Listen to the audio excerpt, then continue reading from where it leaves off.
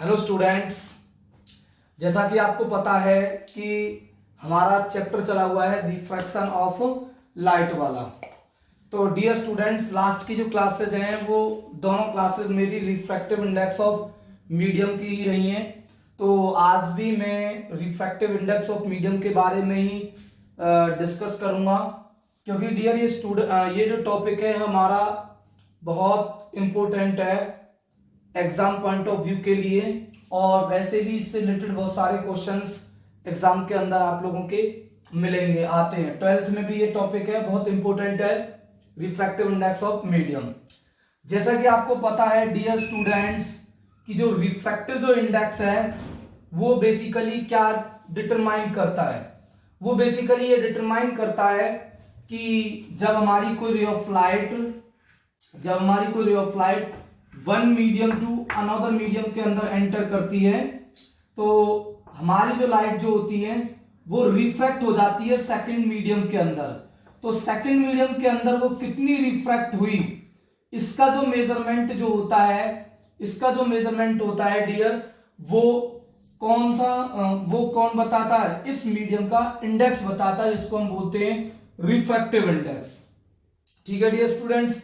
और dear students, मैंने आप लोगों को पिछली क्लासेस में एक चीज बताई थी कि हमारा जो रिफ्रैक्टिव जो इंडेक्स है उसकी कोई भी एसआई यूनिट नहीं होती है, क्योंकि ये रेशियो होता है टू सिमिलर क्वांटिटीज का। एक मैंने आप लोगों को एक फॉर्मूला बता दिया था रिफ्रैक्टिव इंडेक्स ऑफ मीडियम का, पहले वाले स्नेल्स लॉ के अंदर ही, पहले फर्स्ट टॉपिक में ही आपको, कि refractive index of medium second with respect to first is equal to क्या होता है, sine of angle of incidence upon में साइन ऑफ एंगल ऑफ क्या, रिफ्रैक्शन। डियर में इसे किस तरीके से रिप्रेजेंट कर सकता हूं, इस चीज की टेंशन मत लेना। मैंने पिछली क्लासेस में इसको एन लिया था, मैंने अब यहाँ पर म्यू ले लिया है। तो ये क्या है dear, refractive index of medium second with respect to first. इसका मतलब है कि जो रे ऑफ द लाइट जो आ रही है वो फर्स्ट मीडियम से आ रही है, और जो बैंड जो हुई है वो कौन से मीडियम के अंदर हुई है, सेकंड के अंदर हुई है। तो ये एंगल ऑफ इंसिडेंस है, और इस एंगल को हम क्या बोलते हैं, एंगल ऑफ रिफ्रैक्शन। तो उनका जो साइन आई और जो साइन जो आर जो होता है, इस फर्स्ट और सेकंड मीडियम के पेयर ऑफ मीडियम के लिए ये जो रेशियो जो आता है ये हमेशा ऑलवेज क्या होता है, कांस्टेंट होता है। चाहे आप आई को चेंज करो तो आर भी चेंज होगा, ठीक है।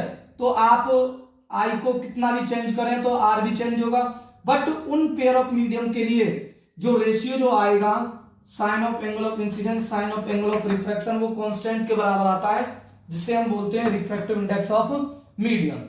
एक चीज मैंने आप लोगों को बताई थी डियर स्टूडेंट्स कि ये मान लीजिए हमारे पास में कोई मीडियम है, ठीक है, और ये हमने कोई रे ऑफ लाइट इस पर डाली है, और ये मीडियम फर्स्ट से आ रही है, जिसके अंदर स्पीड ऑफ लाइट कितनी है v1, और दूसरी मान लीजिए स्पीड ऑफ लाइट मीडियम के अंदर कितनी है, v2 हो जाती है। तो v1 से जब v2 होगी तो स्पीड चेंज होने से क्या होता है डियर, हमारी जो लाइट है वो सेकंड मीडियम के अंदर क्या हो जाती है, रिफ्रैक्ट हो जाती है।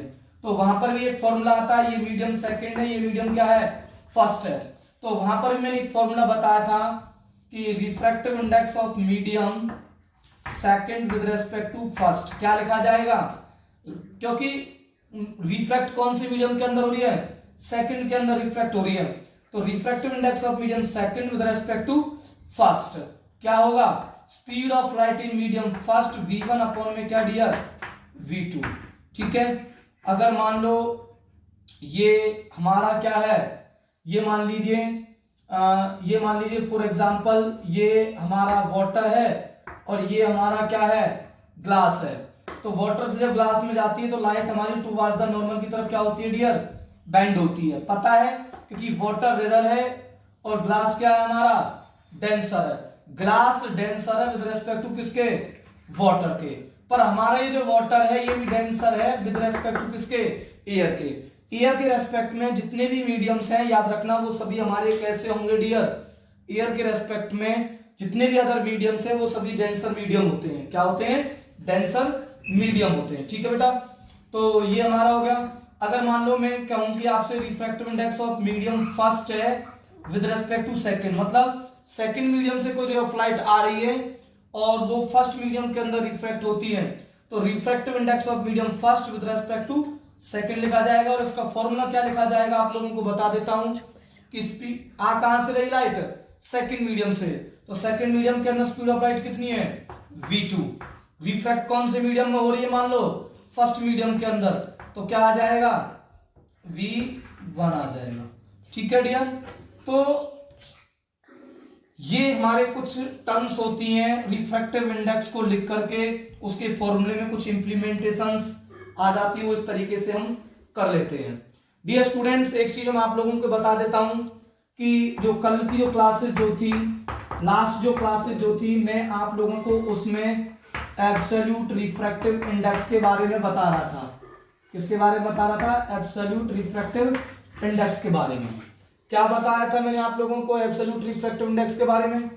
एब्सोल्यूट रिफ्रैक्टिव जो इंडेक्स जो होता है, एब्सोल्यूट जो रिफ्रैक्टिव जो इंडेक्स जो होता है वो विद रेस्पेक्ट टू किसके होता है डियर, वैक्यूम के होता है। जहां एब्सोल्यूट होगी तो ध्यान रखना जो रे ऑफ द लाइट जो आ रही होगी वो फ्री स्पेस से आ रही होगी, या हम ये कह सकते हैं कि वो कहां से आ रही होगी, एयर से आ रही होगी। कहां से आ रही होगी, एयर, क्योंकि एयर और वैक्यूम के अंदर जो लाइट की जो स्पीड है उनके अंदर बहुत लिटिल डिफरेंस होता है स्पीड ऑफ लाइट के बीच में। ठीक है, तो रिफ्रैक्टिव इंडेक्स मान लो एयर और वैक्यूम से आई और किसी मीडियम ग्लास के अंदर गई या किसी मीडियम के अंदर गई, तो रिफ्रैक्टिव इंडेक्स किसका होगा, मीडियम का। तो refractive index of medium with respect to air और वैक्यूम, क्या फॉर्मूला बताया मैंने आप लोगों को, जिस मीडियम से आ रही है उसकी स्पीड को पहले लिखो, तो स्पीड ऑफ लाइट इन कौन से मीडियम से आ रही है, वैक्यूम से, speed of light in vacuum upon में speed of light in medium, speed of light in medium. ठीक है डियर, तो अब हम कैसे लिखेंगे, refractive index of medium with respect to vacuum is equal to speed of light in vacuum को किससे रिप्रेजेंट करते हैं, c से। c is equal to speed of light in medium को मैंने किससे दिखा दिया, v से दिखा दिया। किससे दिखा दिया, v से। ठीक है डियर, तो आपको पता है कि जो c की जो वैल्यू है, c की जो वैल्यू है वो हमारी क्या होती है डियर, कांस्टेंट होती है। c की जो स्पीड ऑफ लाइट है वैक्यूम के अंदर वो कितनी होती है डियर, 3 × 10⁸ मीटर पर सेकंड। ये कांस्टेंट है, ये कांस्टेंट है। ठीक है, तो refractive index of medium with respect to vacuum क्या लिखा जाएगा, मैं क्या लिख सकता हूं उसको, inversely proportional to velocity in medium. इसका मतलब है कि जो रिफ्रैक्टिव जो इंडेक्स है मीडियम का वो इनवर्सली प्रोपोर्शनल होता है, किसके होता है बेटा, इनवर्सली प्रोपोर्शनल किसके होता है, वेलोसिटी ऑफ मीडियम के होता है। वेलोसिटी ऑफ किसके होता है, मीडियम के। या हम ये कह सकते हैं कि जो वेलोसिटी है वो वेलोसिटी इन ए मीडियम जो होती है, वो वेलोसिटी इन ए मीडियम जो रहती है वो इनवर्सली प्रोपोर्शनल होती है उस मीडियम के किसके, रिफ्रैक्टिव इंडेक्स के। ये बहुत इंपॉर्टेंट टर्म मैं आप लोगों को बता रहा हूं क्योंकि इसके आप लोगों को क्वेश्चंस मिलेंगे कि अगर मान लो रिफ्रैक्टिव इंडेक्स हमारा मीडियम का बढ़ेगा तो स्पीड ऑफ लाइट मीडियम के अंदर क्या हो जाएगी, कम हो जाएगी। क्या हो जाएगी, कम। और एक चीज मैं बता देता हूं कि वेलोसिटी है, ठीक है, वेलोसिटी दे रखी है मीडियम की और आपको पता है कि जो वेलोसिटी जो रहती है वो directly proportional wavelength of medium के भी होगी। ठीक है, तो क्या हो जाएगा, wavelength of medium is inversely proportional to किसके हो जाएगा, रिफ्रैक्टिव इंडेक्स ऑफ मीडियम के। आप इन दोनों फॉर्मूले को लगा सकते हो। तो याद रखना इस चीज का कि अगर मीडियम का रिफ्रैक्टिव इंडेक्स कम है तो स्पीड ऑफ लाइट कैसी होगी डियर, उसकी ज्यादा होगी। और अगर रिफ्रैक्टिव इंडेक्स बहुत ज्यादा है तो स्पीड ऑफ लाइट कैसी होगी, मीडियम के अंदर कम होगी। इस चीज को ध्यान रखना। अब इसके बेसिस पर डियर कुछ क्वेश्चंस आ जाते हैं कि जैसे मान लो फॉर एग्जांपल्स आप लोगों को मिल जाएंगे, क्या मिल जाएंगे डियर, आपको बहुत सारे रिफ्रैक्टिव इंडेक्स आप लोगों को गिवन हो सकते हैं। रिफ्रैक्टिव इंडेक्स आपको गिवन हो सकते हैं। जब आपको रिफ्रैक्टिव इंडेक्स गिवन होंगे तो डियर आप लोगों से वो कुछ क्वेश्चन इस तरीके से पुट करेगा, जैसे मैं आप लोगों के सामने दे रहा हूं। आप लोगों से पूछेगा कि मान लो फॉर एग्जांपल्स जैसे मान लो ए सब्सटेंस है, एक बी है और एक सी है और डी है। मान लीजिए ए का रिफ्रैक्टिव इंडेक्स दे रखा है 1.73, 1.63, 1.48 और 1.59। ये हमारे पास में 4 मीडियम्स दे रखे हैं ए बी सी डी, जिनके रिफ्रैक्टिव इंडेक्स दे रखे हैं इस तरीके से। तो आप लोगों से इसमें से क्वेश्चन पूछा जाएगा कि इसमें स्पीड ऑफ लाइट मैक्सिमम किसके अंदर होगी और मिनिमम किसके अंदर होगी। मतलब मैक्सिमम पूछा जाएगा, मैक्सिमम पूछा जाएगा और क्या पूछा जाएगा, मिनिमम पूछा जाएगा। क्या पूछा जाएगा, मिनिमम। मैक्सिमम मिनिमम किसके पूछे जाएंगे डियर, आपको स्पीड पूछी जाएगी। स्पीड मैक्सिमम कब होगी और स्पीड मिनिमम कब होगी, इनमें से कौन से मीडियम में स्पीड मैक्सिमम और स्पीड मिनिमम कौन सी है। तो डियर एक चीज ध्यान सुनो, इसी को जो मैं आपको बता रहा हूं, ध्यान देखो इस चीज को। स्पीड ऑफ लाइट मैक्सिमम होने के लिए आप लोगों को रिफ्रैक्टिव इंडेक्स कैसा चाहिए, मिनिमम चाहिए। कैसा चाहिए, मिनिमम। क्योंकि आपको पता है कि जो स्पीड ऑफ लाइट जो मीडियम की जो होती है वो इनवर्सली प्रोपोर्शनल होती है रिफ्रैक्टिव इंडेक्स के होती है। तो यहां रिफ्रैक्टिव इंडेक्स सबसे कम किसका है, या रिफ्रैक्टिव इंडेक्स सबसे कम है सी का, क्योंकि उसका रिफ्रैक्टिव इंडेक्स कितना है 1.48 है। तो सबसे ज्यादा स्पीड ऑफ लाइट जो होगी इन मीडियम किसके अंदर होगी डियर, सी के अंदर होगी। आपसे पूछा जाए कि मिनिमम स्पीड बताओ। मिनिमम अगर मुझे स्पीड चाहिए मीडियम के अंदर, मिनिमम स्पीड अगर मुझे चाहिए तो रिफ्रैक्टिव इंडेक्स मुझे कैसा चाहिए डियर, मैक्सिमम चाहिए। क्योंकि जो स्पीड जो मीडियम के अंदर है वो इनवर्सली प्रोपोर्शनल है। मतलब मिनिमम चाहिए तो मैक्सिमम होना चाहिए, मैक्सिमम चाहिए तो क्या होना चाहिए, मिनिमम चाहिए। ठीक है बेटा।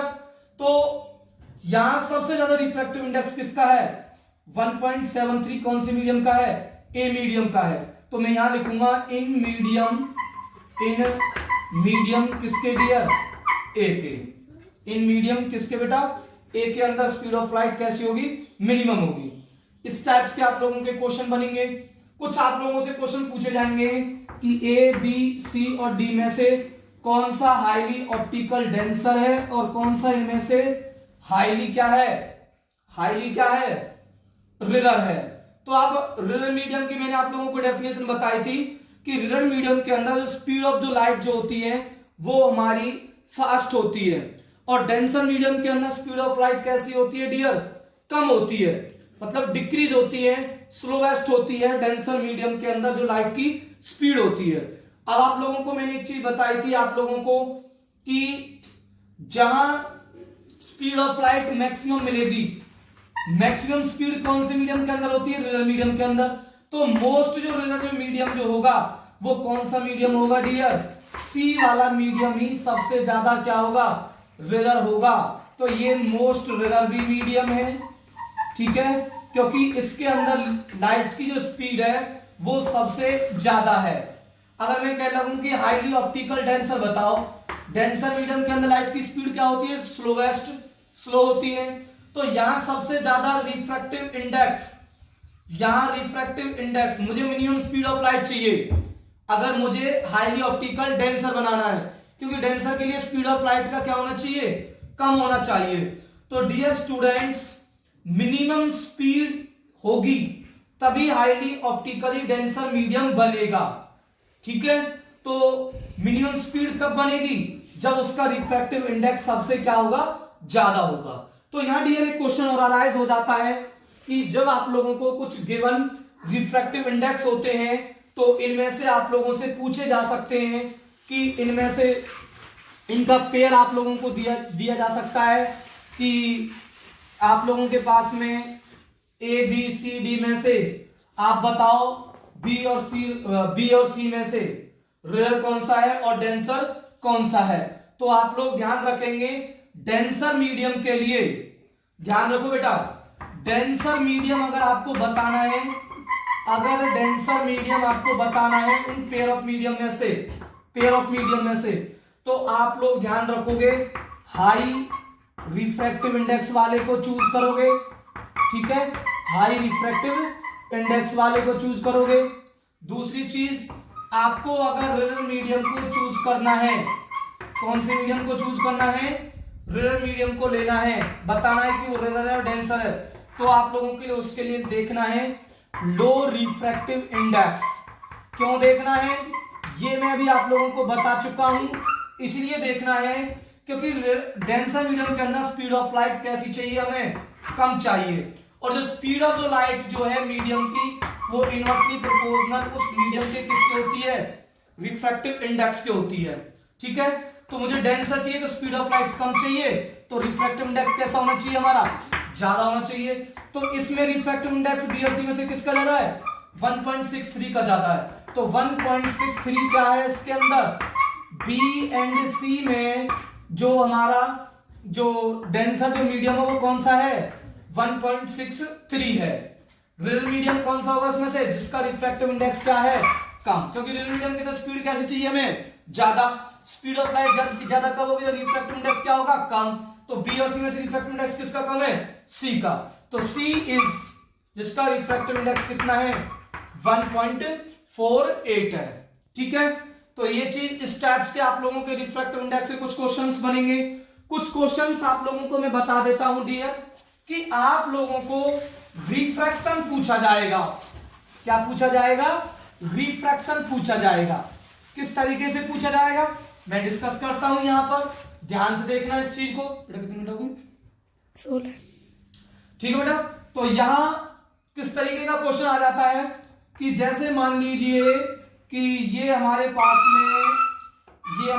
में एक बाउंड्री है दो मीडियम की एक्स वाई, और मान लीजिए यहां ये एक मीडियम 1 है और ये मीडियम कौन सा है, सेकंड, और ये है आप लोगों का 1.63 दे रखा है इस मीडियम का रिफ्रैक्टिव इंडेक्स, और इस मीडियम का दे रखा है 1.53, और किसी रे ऑफ लाइट को उन्होंने इस तरीके से ऑब्लिकली उस मीडियम के सरफेस पर डाल रखा है। तो आप लोगों से क्वेश्चन पूछा जाएगा कि इस डायग्राम के अंदर बेंडिंग दिखाओ, कि लाइट हमारी away from the normal bend होगी या वो टुवर्ड्स द नॉर्मल बेंड होगी। दूसरा क्वेश्चन ये कहेगा कि आप लोगों से यहाँ पर एंगल ऑफ इंसिडेंस को मार्क करके दिखाओ और एंगल ऑफ रिफ्रैक्शन भी दिखाओ। तो आप लोग सबसे पहले क्या करोगे, इस पॉइंट पर क्या डालोगे, एक नॉर्मल ड्रॉ कर दोगे। ये नॉर्मल ड्रॉ कर दिया तो ये तो एंगल ऑफ इंसिडेंस हो जाएगा, ये तो हमारा सिंपल है।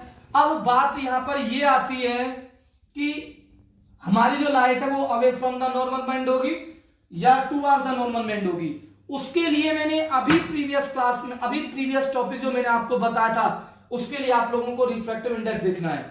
तो रिफ्रैक्टिव इंडेक्स इन दोनों में से जिसका ज्यादा है, ज्यादा किसका है, 1.63 है, मीडियम फर्स्ट का है। तो जिसका रिफ्रैक्टिव इंडेक्स ज्यादा है तो आप लोग ध्यान रखोगे कि वो मीडियम कौन सा है, डेंसर मीडियम है। कौन सा मीडियम है बेटा, डेंसर मीडियम है।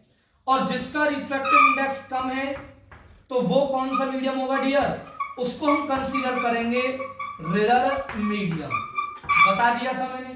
अब आपको बताई थी जब कोई ray of light denser medium से रेयर मीडियम के अंदर जाती है तो लाइट हमारी कहां की तरफ बेंड होती है dear, away from the normal की तरफ बेंड होती है। कहां की तरफ बेंड होती है, अवे फ्रॉम द नॉर्मल। तो ये एंगल ऑफ इंसिडेंस हो गया और ये एंगल ऑफ क्या हो गया, हमारा रिफ्रैक्शन हो गया। तो आप लोगों से पूछा क्यों, ऐसा क्यों हो रहा है, तो आप बताओगे कि जो हमारी जो स्पीड ऑफ जो लाइट जो होती है इन मीडियम के अंदर वो रिफ्रैक्टिव इंडेक्स के इनवर्सली प्रोपोर्शनल होती है। क्या होती है, उसके इनवर्सली प्रोपोर्शनल है। तो जहां रिफ्रैक्टिव इंडेक्स ज्यादा है वहां स्पीड ऑफ लाइट कम है, और जहां स्पीड ऑफ लाइट कम होती है तो उस मीडियम को हम कंसीडर करते हैं डेंसर मीडियम। अब जैसे मान लो मैं एक और एग्जांपल ले लेता हूं। जैसे मान लीजिए मेरे पास में ये 1.52 दे रखा है, क्या दे रखा है, 1.52, ये PQ दे रखा है, और मैंने यहां पर कोई रे ऑफ लाइट फॉल कर रखी है और इसका रिफ्रैक्टिव इंडेक्स दे रखा है 1.62। आपसे कहेगा कि रिफ्रैक्शन बताओ टुवर्ड्स द नॉर्मल या अवे फ्रॉम द नॉर्मल। तो आप कैसे करोगे, इन दोनों के मीडियमों को देखो, रिफ्रैक्टिव इंडेक्स को देखोगे। तो रिफ्रैक्टिव इंडेक्स इसका इन दोनों में से कम इसका है, तो ये क्या होगा आप लोगों को पता है, ये कौन सा मीडियम कंसीडर होगा, रेयर मीडियम लेंगे। इसको हम क्या लेंगे, रेयर मीडियम। और इस वाले को हम क्या लेंगे बेटा, हम इस वाले को लेंगे हम डेंसर मीडियम कंसीडर करेंगे। तो रेयर से जब डेंसर में जाती है तो लाइट हमारी टूवर्ड्स द नॉर्मल बेंड होती है।